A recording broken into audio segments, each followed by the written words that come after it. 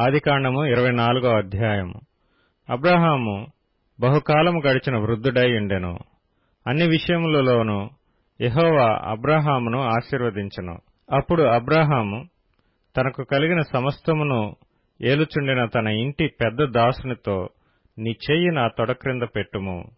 నేను ఎవరి మధ్య కాపురమున్నానో ఆ కనానీయుల కుమార్తెలలో ఒకదానిని నా కుమారునికి పెండ్లి చేయక, నా స్వదేశమందున్న నా బంధువుల యొద్దకు వెళ్లి ఇస్సాకును నా కుమారునికి భార్యను తెచ్చునట్లు ఆకాశము యొక్క దేవుడును భూమి యొక్క దేవుడునైన యెహోవా తోడని నీ చేత ప్రమాణము చేయించెదనెను.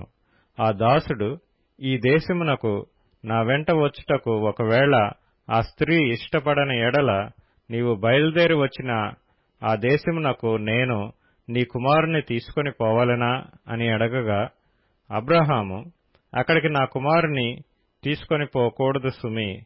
నా తండ్రి ఇంటి నుండియు నేను పుట్టిన దేశము నుండియు నన్ను తెచ్చి నాతో మాట్లాడి నీ సంతానమునకు ఈ దేశము నిచ్చెదనని ప్రమాణం చేసి నాతో చెప్పిన పరలోకపు దేవుడగు యెహోవా తన దూతను నీకు ముందుగా పంపును. అక్కడి నుండి నీవు నా కుమారునికి భార్యను తీసుకుని వచ్చెదవు. అయితే నీ వెంట వచ్చుటకు ఆ స్త్రీ ఇష్టపడని ఎడల ఈ ప్రమాణము నుండి విడుదల పొందెదవు గాని నీవు నా కుమారుని అక్కడికి తీసుకొని పోకూడదని అతనితో చెప్పెను.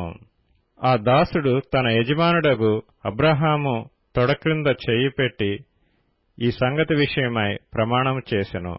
అతడు తన యజమానుని ఒంటెలలో 10 ఒంటెలను, తన యజమానుని ఆస్తిలో శ్రేష్టమైన నానా విధములగు వస్తువులను తీసుకొని పోయెను.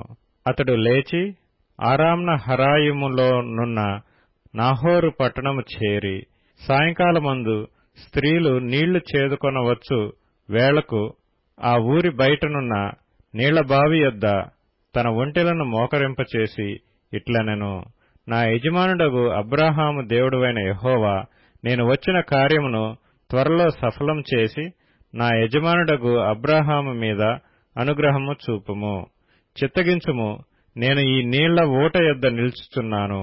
ఈ ఊరి వారి పిల్లలు నీళ్లు చేదుకొనుటకు వచ్చుతున్నారు. కాబట్టి నేను త్రాగునట్లు నీవు దయచేసి నా కడవను వంచుమని నేను చెప్పగా, నీవు త్రాగుము, నీ ఒంటెలకును నీళ్లు పెట్టెదనని ఏ చిన్నది చెప్పునో ఆమెయే నీ సేవకుడైన ఇస్సాకు కొరకు నీవు నియమించినదై ఉండునుగాక. అందువలన నీవు నా యజమానుని మీద అనుగ్రహము చూపితివని తెలుసుకుందుననెను. అతడు మాట్లాడుట చాలింపక ముందే అబ్రాహాము సహోదరుడైన నాహోరు భార్యయగు మిల్కా కుమారుడైన బెతూయేలుకు పుట్టిన రిబ్కా కడవ భుజం మీద పెట్టుకొని వచ్చెను. ఆ చిన్నది మిక్కిలి చక్కనిది. ఆమె కన్యక, ఏ పురుషుడునూ ఆమెను కూడలేదు. ఆమె ఆ బావిలోనికి దిగిపోయి కడవను నీళ్లతో నింపుకొని ఎక్కి రాగా, ఆ సేవకుడు ఆమెను ఎదుర్కొంటకు పరిగెత్తి, నీ కడవలో నీళ్లు కొంచెం దయచేసి నన్ను త్రాగనిమ్మని అడిగెను. అందుకామె, అయ్యా త్రాగుమని చెప్పి త్వరగా తన కడవను చేతిమీదకి దించుకుని అతనికి దాహమిచ్చెను. మరియు ఆమె అతనికి దాహమిచ్చిన తరువాత, నీ ఒంటెలు త్రాగుమట్టుకు వాటికిని నీళ్లు చేదిపోయేదునని చెప్పి త్వరగా గాడిలో తన కడవ కుమ్మరించి తిరిగి చేదుటకు ఆ బావికి పరిగెత్తుకొని పోయి అతని ఒంటెలన్నిటికీ నీళ్లు చేదిపోసెను. ఆ మనుష్యుడు ఆమెను తేరిచూచి తన ప్రయాణమును యెహోవా సఫలం చేసినో లేదో తెలుసుకొనవలెనని ఊరకుండెను. ఒంటెలు త్రాగుట అయిన తరువాత ఆ మనుష్యుడు 1/2 తులము ఎత్తుగల బంగారపు ముక్కు కమ్మిని, ఆమె చేతులకు 10 తులములు ఎత్తుగల 2 బంగారు కడియములను తీసి, నీవు ఎవరి కుమార్తెవు? దయచేసి నాతో చెప్పుము. నీ తండ్రి ఇంట మేము ఈ రాత్రి బస చేయుటకు స్థలమున్నదా అని అడిగెను. అందుకామె, నేను నాహోరుకు మిల్కా కనిన కుమారుడగు బెతూయేలు కుమార్తెనెనెను.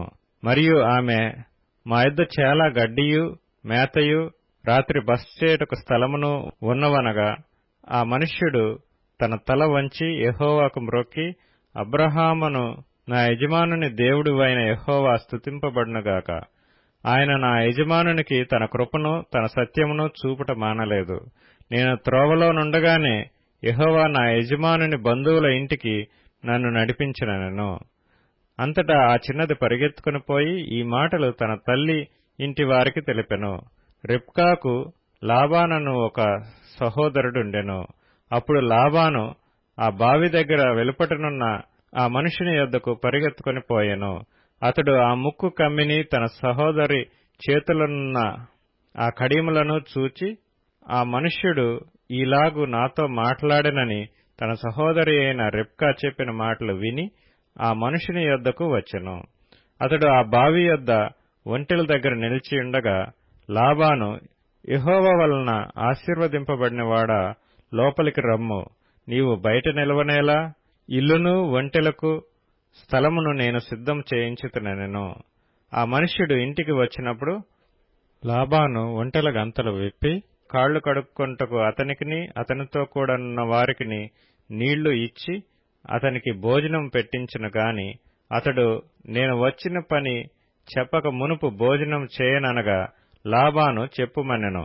అంతటా అతడిట్లనెను, నేను అబ్రహాము దాసుడను, యెహోవా నా యజమానుని బహుగా ఆశీర్వదించును గనుక అతడు గొప్పవాడాయెను. అతనికి గొర్రెలను గొడ్లను వెండి బంగారములను దాసదాసీ జనమును ఒంటెలను గాడిదలను దయచేసెను. నా యజమానుని భార్య అయిన శారా వృద్ధాప్యములో నా యజమానునికి కుమారుని కనెను. నా యజమానుడు తనకు కలిగినది యావత్తును అతనికిచ్చియున్నాడు. మరియు నా యజమానుడు నాతో, నేను ఎవరి దేశమందు నివసించుచున్నానో ఆ కనానీయుల పిల్లలలో ఒక పిల్లను నా కుమారునికి పెండ్లి చేయవద్దు. అయితే నా తండ్రి ఇంటికిని నా వంశస్థుల యొద్దకును వెళ్లి నా కుమారునికి పెండ్లి చేయుటకు ఒక పిల్లను తీసుకుని రావాలనని నా చేత ప్రమాణము చేయించెను.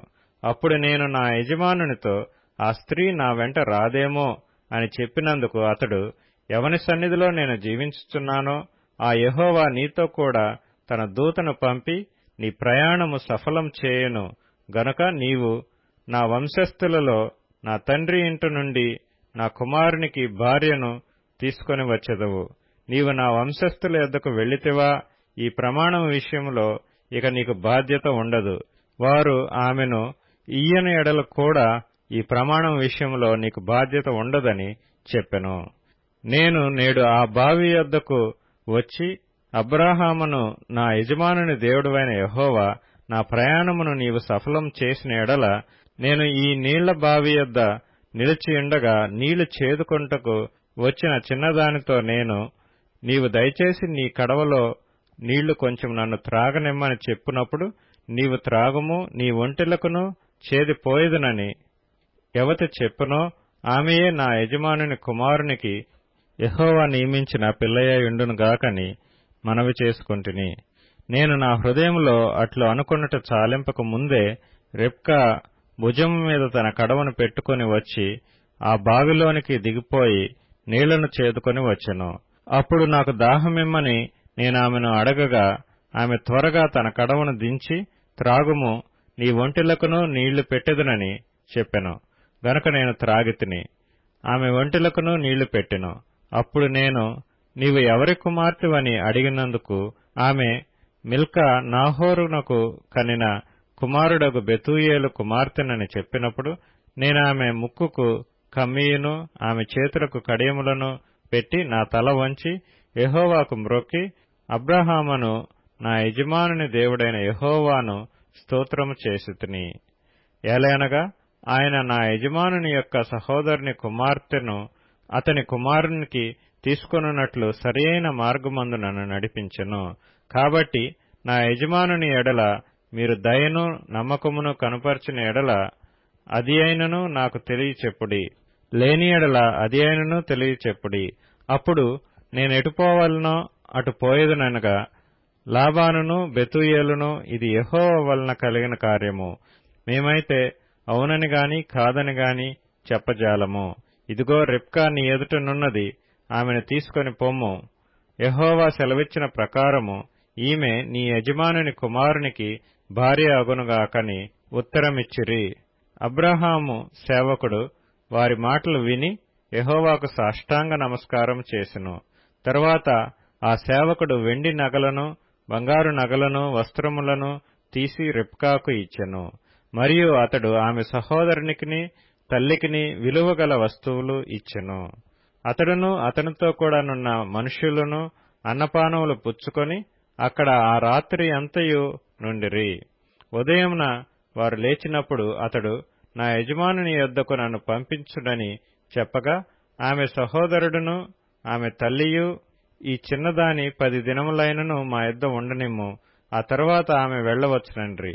అప్పుడతడు, యెహోవా నా ప్రయాణమును సఫలం చేసిన గనుక నాకు తడవు కానీయక నన్ను పంపించుడి, నా యజమానుని యొద్దకు వెళ్ళెదనని చెప్పినప్పుడు, వారు ఆ చిన్నదానిని పిలిచి ఆమె ఏమనునో తెలుసుకుందామని చెప్పుకొని రిబ్కాను పిలిచి, ఈ మనుషునితో కూడా వెళ్ళెదవా అని ఆమెనడిగినప్పుడు వెళ్ళెదనెను. కాబట్టి వారు తమ సహోదరి అయిన రిబ్కాను, ఆమె దాదిని, అబ్రాహాము సేవకుని, అతనితో వచ్చిన మనుషులను సాగనంపినప్పుడు వారు రిబ్కాతో, మా సహోదరి, నీవు వేలకు తల్లివగుదువుగాక, నీ సంతతి వారు తమ పగవారి గవినిని స్వాధీనపరచుకొందురుగాక అని ఆమెను దీవింపగా, రిబ్కాయు ఆమె పనికత్తెలను లేచి ఒంటెలనెక్కి ఆ మనుషుని వెంబడి వెళ్ళిరి. అట్లు ఆ సేవకుడు రిబ్కాను తోడుకొని పోయెను. ఇస్సాకు బెయేర్ లహోయి రోయి మార్గమున వచ్చి దక్షిణ దేశమందు కాపురముండెను. సాయంకాలమున ఇస్సాకు పొలములో ధ్యానింప బయలువెళ్లి కన్నులెత్తి చూచినప్పుడు ఒంటెలు వచ్చుచుండెను. రిబ్కా కన్నులెత్తి ఇస్సాకును చూచి ఒంటె మీద నుండి దిగి, మనల్నెదుర్కొంటకు పొలములో నడుచుచున్న ఆ మనుష్యుడెవరని దాసుని నడగగా, అతడు, ఇతడు నా యజమానుడని చెప్పెను గనుక ఆమె ముసుగు వేసుకొనెను.